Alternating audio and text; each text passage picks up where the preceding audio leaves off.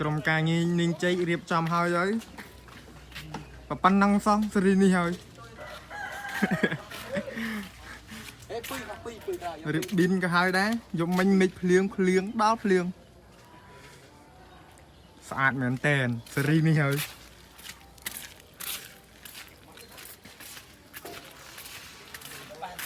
សេរីនេះហើយឥឡូវចាប់ផ្ដើមដាក់ឡាំងដាក់អីហាវាសិនអ្នកខ្លីៗបាសេរីនេះហើយបាសេរីនេះហើយ3 ម៉ោងរៀបមកប៉ុណ្ណឹងតាំងពីព្រឹករហូតដល់ស្មោះហ្នឹងឥឡូវថ្ងៃត្រង់មកទេនេះមិនលេងសើចទេណាបាសេរីនេះហើយមិនបាសេរីនេះទេបាសេរីហ្នឹងហើយរមេបើឃើញវីដេអូខ្ញុំឲ្យជួយ follow ជួយ share ផងខ្ញុំផុសក្នុង page ប្រាញ់ការរកអានពីមេបាសេរីហ្នឹងហើយ